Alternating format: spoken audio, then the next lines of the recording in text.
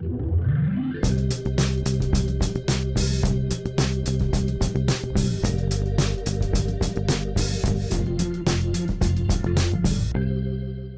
and welcome to Season 2 of The Good Company, Risk Advisory's proprietary chat show.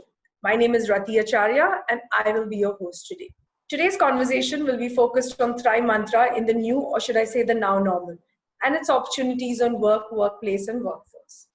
I can think of no better way to start Season 2 than with two personalities and my personal favorites, SV Nathan and Nitin Naredi. Nathan is the Chief Talent Officer of Deloitte India and of course a well-known personality across social media platforms. With a fan following of more than 2 lakhs on LinkedIn, he was awarded the LinkedIn's Top Choice to 2020 India. Nathan's short posts on office truths and slice of life received hundreds of engagements every time. Nathan, welcome to Good Company. Thank you. Nitin Naredi, my second guest, partner Risk Advisory, has an experience spanning of 20 years across various clients in various sectors, both in India and the global markets. He's currently spearheading Work From Home initiative to help clients through this crisis with relevant solutions around business response and recovery. Nitin, I'm sure it must have been a tumultuous few months for you. Welcome to the show. Oh yes, you bet, Rati. I'm so looking forward to our conversation. Thank you for having me.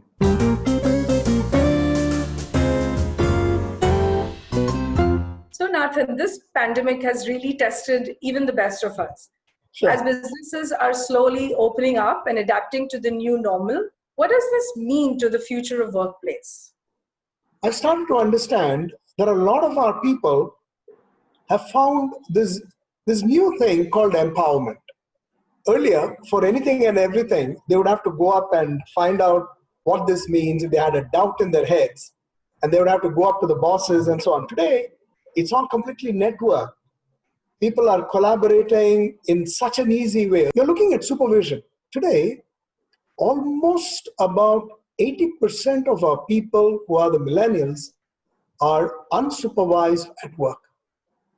They're all sitting in their homes, they're all plugging away, and they're all doing very meaningful stuff, allowing a lot of time for their managers and senior managers and so on, for them to do different things. Good insights, Nathan. Let's kind of talk a little bit about senior leadership and corporations and how organizations have changed their operating model, and how are these two working? How are organizations and leadership and people working together on these changes and also business related risks? So there are issues which have emerged, but what I personally feel that there are 3 large imperatives which are most crucial for business leaders. The first one, I think, one of the most important one is shifting the mindset.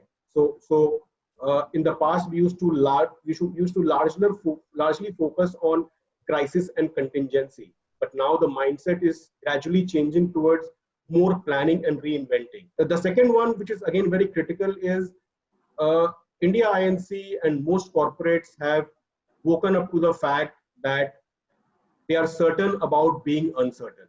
I think uncertainty is here to stay, and India INC is already preparing for that. And the last one, which I believe is the most important one, is embedding trust as a catalyst for recovery and thriving. And what I mean by that, 4 large aspects. The physical trust. Do you trust that your physical space is safe? Emotional trust. Trust that your emotional and societal needs are being safeguarded. Digital trust. Are you sure? Can you trust that your information and data is secure? And lastly, financial trust. Trust that your financial concerns are being served. That's true. I know it's like all these conversations just make me feel that we've been having to go back to a lot of the basic values that we've grown up with, right? Like trust, which was the most simplest thing, which now everyone's talking about. While governments have introduced various protocols on how to strengthen the economy, how do we use this time to strengthen workforce, upskilling and reskilling in organizations?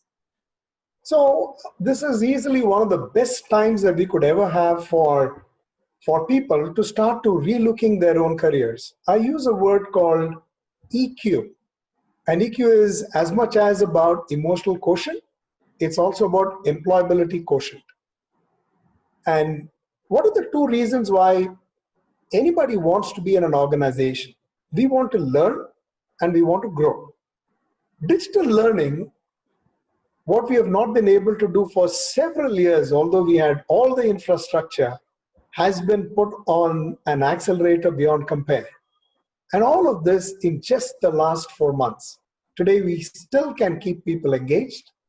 We can run them through several programs. We actually run global programs and in a virtual environment. Wow, those are some really fascinating points, Nathan. Upskilling is definitely a focus for me and my team as well. And I believe it really helps us innovate and drive, more collaboration with each other.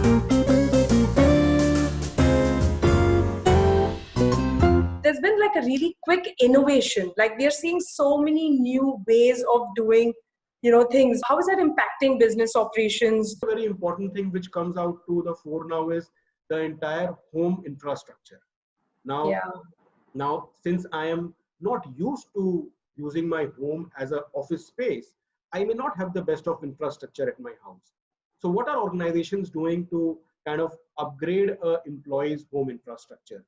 They are identifying certain set of employees who believe are more vulnerable in a situation like this. And they are kind of temporarily removing any critical activity they are performing.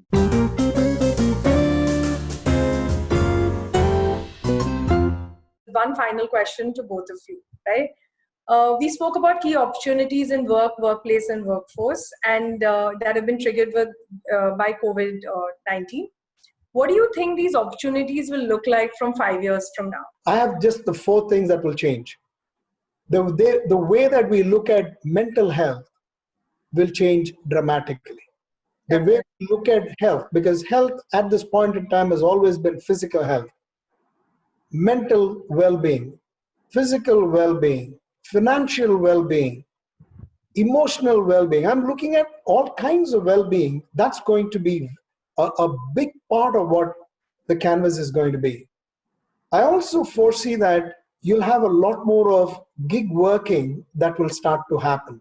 The third one, which is slightly philosophical, is existentialism will start to play a greater role.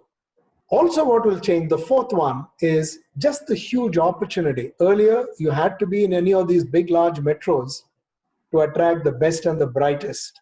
Thanks, Nathan. From my perspective, Rati, you said 5 years. I don't think world will wait for 5 years. I think the change is already happening. I think probably in 15 to 18 months time, you will see that most organizations will have a much healthier balance sheet and P&L on their cost side. I see a lot of adoption of digital. More and more digital adoption will happen. People will start using RPAs and AIs in all their business processes. I personally believe that organizations will spend more money on enhancing the safety standards of their office premise, of their factories. And most importantly, I think most organizations will move away from having a more reactive approach. They will probably start taking more proactive approach. Just to summarize as well, we spoke about well-being. There was trust conversations. There's a lot of planning that is going to be required, digital adoption. So thanks a lot. It was really great. Good fun chatting with you all. Nathan and Nitin, thank you for being a part of the first ever digital episode of The Good Company, season 2. Thank you. Thank you. Thank you. Really Thanks, everyone. And we look forward to more insightful discussions in the coming months. Thank you. Bye-bye.